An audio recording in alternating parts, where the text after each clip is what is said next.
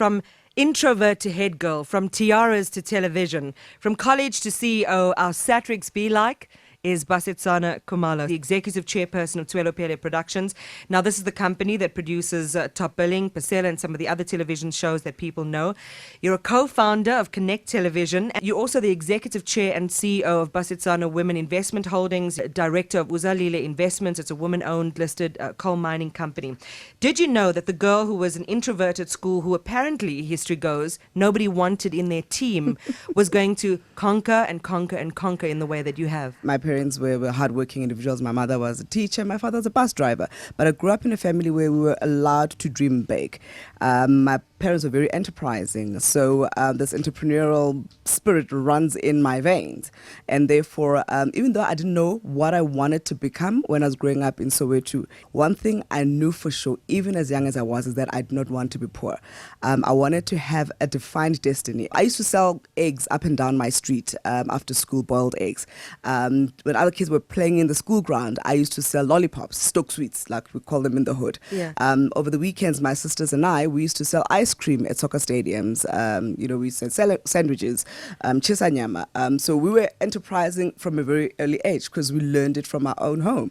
And when other kids were playing out there, it of course looked unfair. I thought, but I have to work. I'm 6, I'm 7, I'm 8. But little did I know that that was the foundation, the grounding that will help me, hopefully stand me in good stead over the years. You obeyed your mother. You did what she thought was right, and it stood you in good stead. I absolutely had no desire to walk on a stage. But because my mother said, you're going to get on the stage and you're going to actually enter this competition, I didn't debate. I didn't argue it. When you enter a competition, whether it was a Miss Helio, which was a shoe shop, or a Miss Black South Africa at the time, you won a prize. So with Miss Black SA, I managed to furnish my mother's dining room because I won a dining room suite. I was at the University of Venda doing my third year teacher's degree. And my mother says, you're going to enter Miss South Africa. I said, yes, ma'am. And she just fills in the forms. And as I say, the rest is history. I won Miss South Africa at a very exciting time in our history, 1994. New dispensation, new democracy. The world was watching where South Africa was going. And I grew up very quickly. I was 20 years of age when I won the pageant, and I had to become an ambassador of a changing country overnight. You're thrust into a role that you're learning on the ground. That power of adaptation probably also stood you in good stead.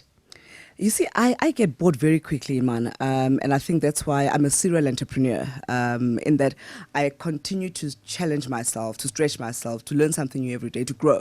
So that's why I'm in broadcasting, I'm in media, I'm in mining, I'm in property, and it's because every single day there's some new trajectory to just, champion. So how does it go from something you think about to how am I going to make money out of this? I believe that when you've got a vision, an idea, get off your butt and get on with it. And it's important to have people who are your mentors, people who know better than you, but more importantly, knowing that you do not know it all and asking the most dumbest of questions. That's how you're going to perfect your craft. That's how you're going to be able to be good at what you do. Did you make mistakes, Basi? And how did you deal? I have made spectacular mistakes in business. And that's why I mentor, so that young people should not repeat the same mistakes that I have. We need to be able to be job creators and not job seekers. And therefore, for me, I'm inspired by the entrepreneurial spirit that is rising, not only just in South Africa, in the continent. I invest in black excellence. I invest in black talent. I educate black children because I have a responsibility to make sure that through education, then they can write a different future for themselves. Because I firmly believe that to whom much is given, much is indeed expected. And for those who are sitting at home thinking, I can't see that dream. It may have come true for her. I can't see it. How do they open their eyes?